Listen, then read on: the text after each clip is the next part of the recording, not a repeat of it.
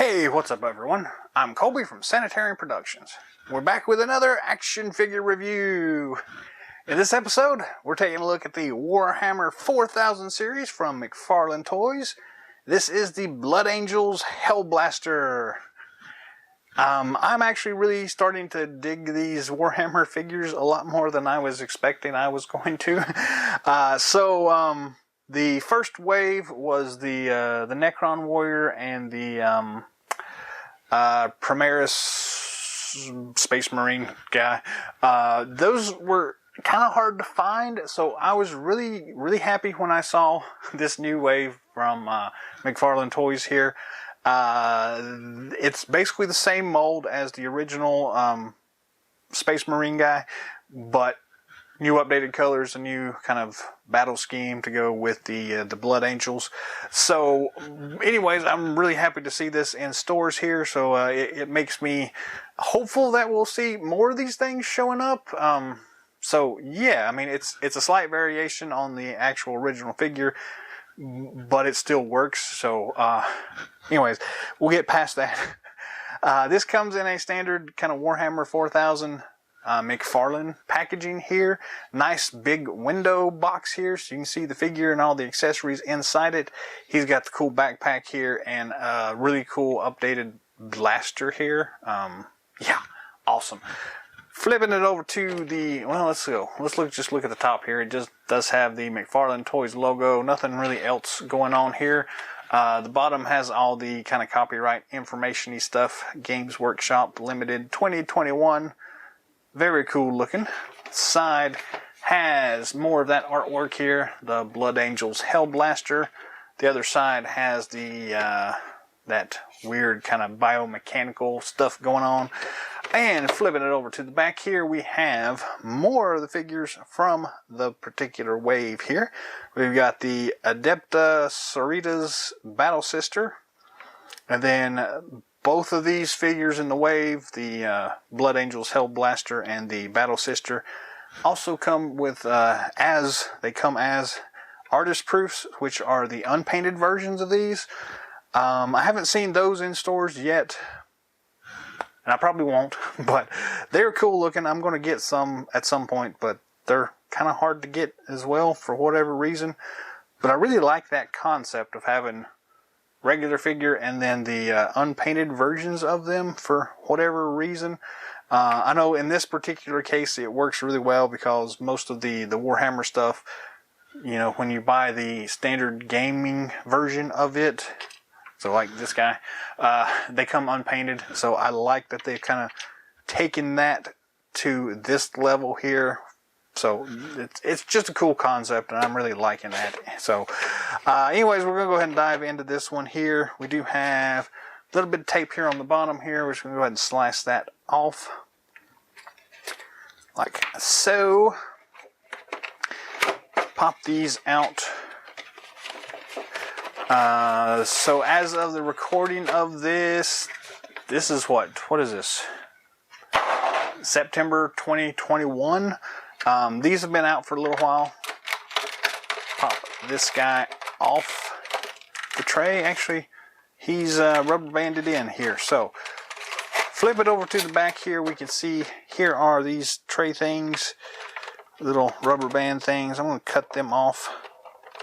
Attempt to cut them off here without cutting my own fingers off. Usually I've got a set of snippy things here, but for whatever reason I don't have them here today, so we're just going to slice these with the X-Acto knife. You can kind of pull up on them a little bit to get them loosened, and then actually that should pop right out. Yeah, so that comes out pretty easily at that point. Then the figure pops off the tray. Awesome. These things come with the cool battle stand here, taped or glued to the back of the packaging here. On the bottom here, we've got some more tape holding things on, so we're just going to cut that tape real quick.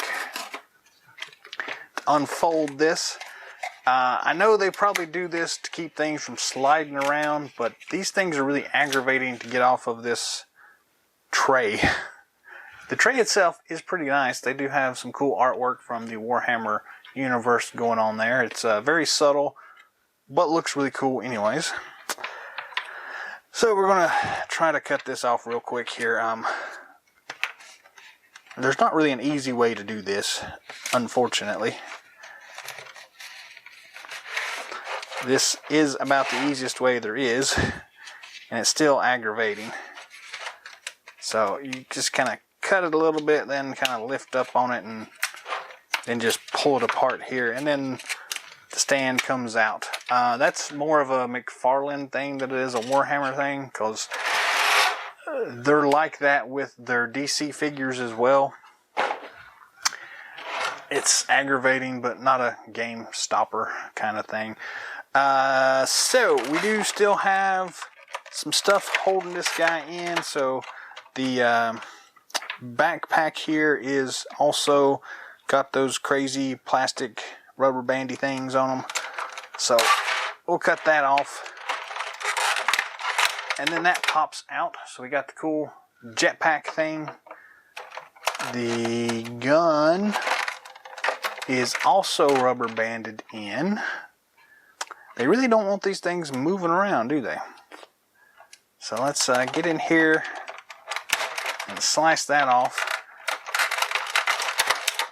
And then that gun comes out. Very nice. We'll zoom in here on the gun here in just a moment and see.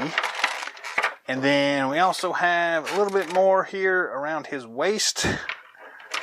So back to the X-Acto knife. And slice one, slice two, and then get all these moved to the side here.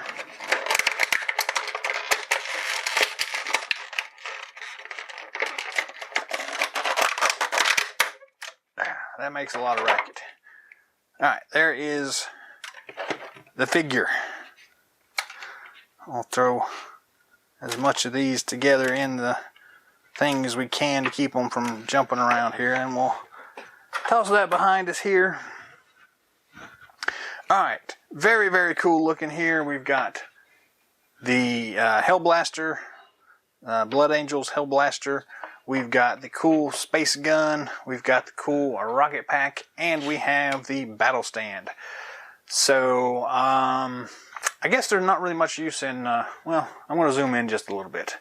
How's that? About right there. That looks okay. Alright, so let's start with the figure stand here. It's a pretty standard round black based stand. It does have one foot peg on it. It's got the Warhammer logo on the bottom.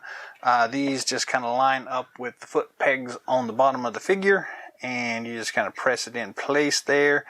Actually go in very easily, and it allows the guy to stand up pretty nicely.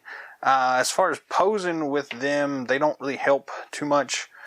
These guys weigh a little too much, just so you can kind of get it to go, but not really. So it's more just to kind of stand straight up and down.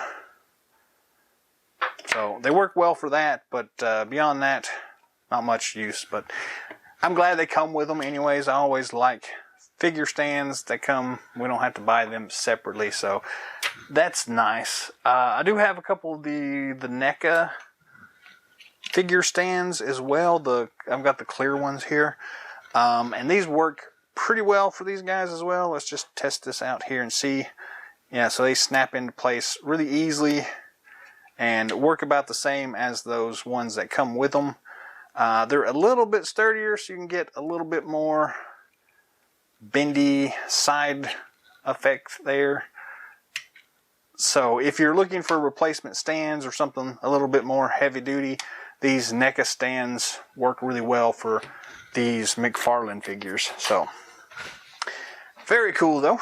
Let's look at the backpack first.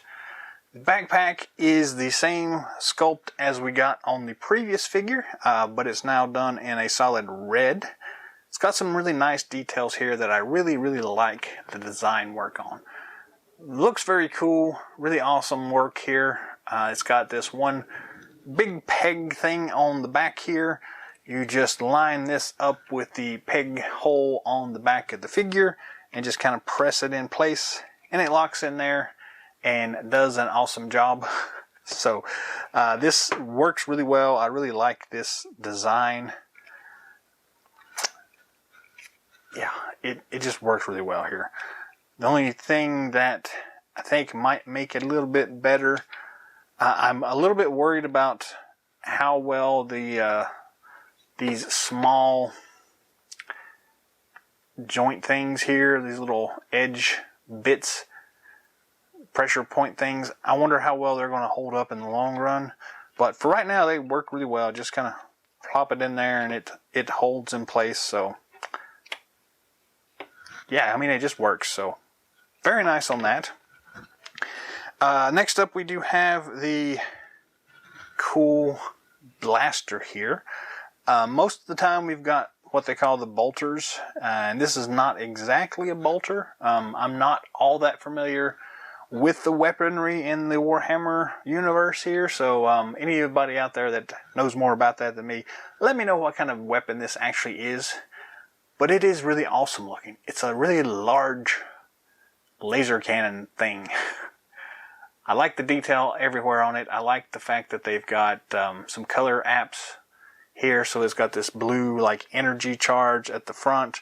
We've got the silver metal stuff and then the kind of carbon black metal. Very nice. They've also painted the front barrel. Very cool.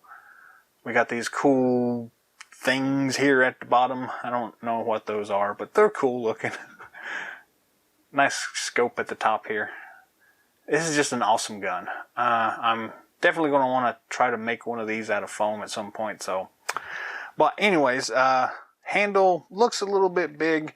Let's see how well this works here. One of the issues I did have with the previous release is that the hands were kind of hard to get to grip weapons. This one seems a bit better actually. So just kind of rock it down into place.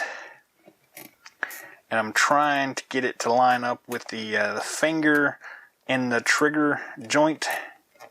There we go. And that actually works pretty well. And then he's got an open hand on the left side. So with a little bit of doing, you can get it to hold it in kind of a standard battle pose like that. But it's a cool weapon here. I'm really happy they have changed up some of these things here and are giving us more of an arsenal to choose from nowadays. So that is very cool. I'm glad they didn't go with just a straight up repaint and the same accessories in these repackagings. So it's a nice little touch here. Moving on to the figure, and I should say these should work fine with all the rest of the figures here. I don't have that original blue one laying here, so I can't show you how well these work, but it should work fine. The hands are basically the same, so it should be interchangeable if you want to use this weapon with the other guy. That should be fine. Moving on to the figure itself here.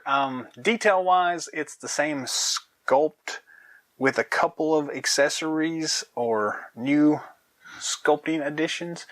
On the side, well, let's start with the chest here. We do have the Blood Angels emblem instead of the skull emblem. Very nice looking. Same thing, we get that on the side here as well. And he's got that cool little amulet thing attached there. I guess that's glued on. I'm not really sure. It's cool though, whatever. Then we get a slightly different paint scheme on the knee pad. We got that same kind of symbol here on his other pauldron. And we get a new updated sculpt on the head, which is pretty cool. This one has a few different things here. It's very similar to the original one that we got, but at the same time, slightly different. Again, not being all that well informed on the the Warhammer universe, I'm not sure the significance of the blue helmet versus the red suit and the red helmet that we got with the previous Primaris Intercessor and the blue outfit. So yeah, y'all that know more about that, let me know those in the comments. I know these are different squadrons essentially, so this battle unit is completely different than the blue ones. Like different squads and stuff like that. That much I know, but I'm just curious about why this guy didn't have a red helmet. That makes sense to me, and then the other guy should have had a blue helmet. You can pop these off and swap them out. That's easy enough to do, but I'm just curious, from the grander scheme of things, why didn't this guy have a red helmet? Anyways, moving on. If you haven't seen that other figure, go check out that review, but we do have some really nice detail here all the way around. Got lots of vents in here, some really nice kind of belt buckle things here. We've got some little bits and bobs here. I mean, it's a Space Marine. It's got some cool designs built into it here. I really like the way they have, I guess, scaled these things up. Again, usually we have them about like this size. So to have them at this size is really awesome. And the designs look the same. So that's really awesome. We got a little bit more detail in here, but it's one of those things where we don't have a whole lot of hyper detail in these, but they still function very well. And the detail is in the places where it needs to be. So like this chest piece. Lots of detail in the wings, the helmet, lots of detail in there. Yeah, just a really awesome job here. Flipping over to the back, we have like the straps where the backpack attaches are in place there. We've got these cool pouches. Very nice there. You can see the kind of stress points here in the Under Armour kind of thing, whatever that is, for the spacesuit, the seals and things like that. So that is just very cool looking. As far as articulation goes, and I guess I should point out the hand sculpt here is pretty awesome here. The last one we had was the closed fist, or the grippy fist. So to have the open hand here is a nice little gesture. Got some nice detail on that all the way around here. So very, very cool. I like that quite a bit. Again, little subtle variations is what we're seeing with these things. So I'm digging that. Back to articulation here. The head does spin 360 degrees. We do get a little bit up and down motion, but not a lot. There's a little plate inside here that actually rocks up and down. You kind of have to fiddle with it to get it to do that, but that's where your up and down motion is coming from. But it's still a cool design there. The shoulders, we have these cool kind of floating pauldrons that are on a separate joint system than the arms.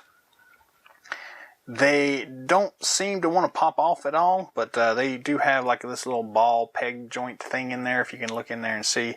I'll tear one of these things apart one day and kind of show you some of that articulation, but it allows it to move up and down and kind of back and forward pretty easily. We got a standard ball and swivel at that shoulder joint. The bulky armor does hinder some of that movement, but it still goes all the way up and down. It goes out quite a bit, out like that. So these things really don't get too much in the way, and I do like that. We've got a swivel at what would be the top of the bicep. We have a double elbow joint there, which is really surprising. Then we've got the swivel and a rocker here at the wrist. So it rocks back and forth that way, that away. I don't think it goes front. Actually, yeah. And then the other one is the forward, and so it's the swivel, and then the rocker is the kind of side to side motion. Depending on where you swivel it to, kind of determines where your hinge joint is. So like you can get it to swivel to the right spot, and then it'll go like forward and backwards, and then turning it a little bit more makes it swivel like that and that, if that makes sense. But it's kind of finicky, and you do kind of have to twiddle with it a bit to get it exactly where you want, but it's a solid joint anyways.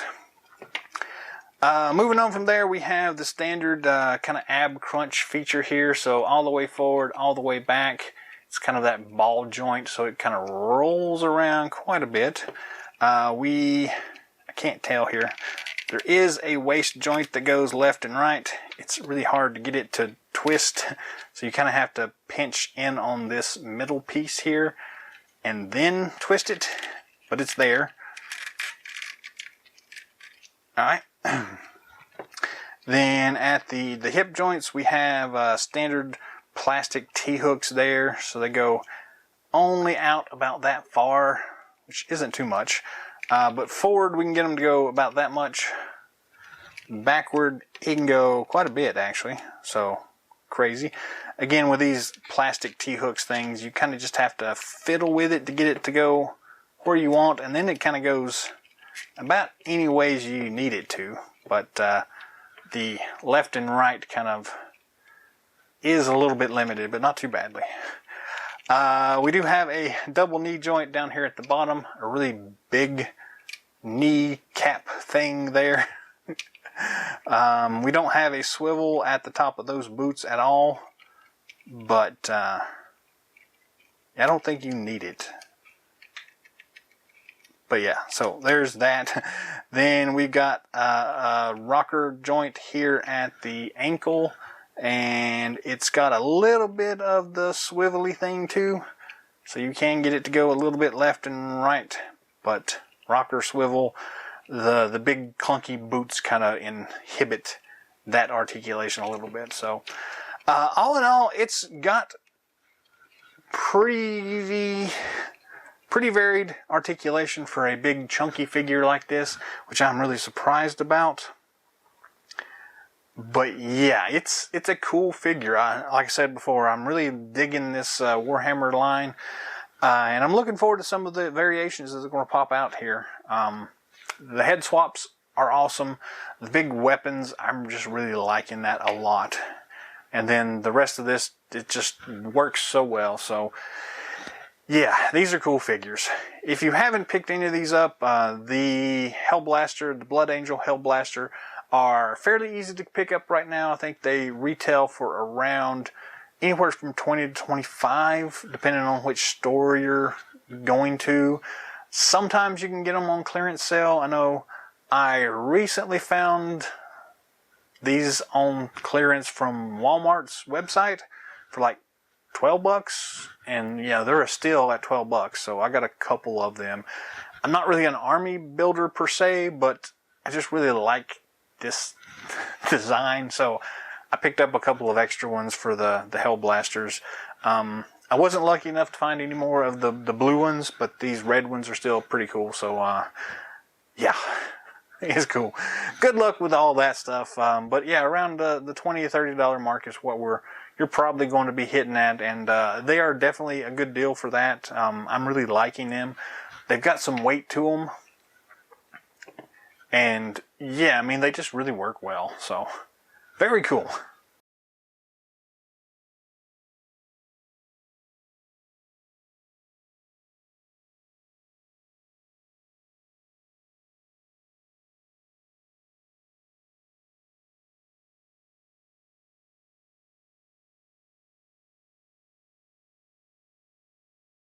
Well, that's all the time we've got for today, so thanks for watching. As always, I appreciate you stopping by. Leave some comments down below. Let me know what you think of this Warhammer 40,000 Blood Angel Hellblaster. How does it compare with some of the previous Warhammer 40k figures? What are you looking forward to in some of the future waves of this line? Anything else you want to know, put that in the comment section down below. That kind of rhymes. Anyways, if you haven't already, feel free to subscribe to the channel. Be on the lookout for more awesome videos coming down the pipeline. And until next time,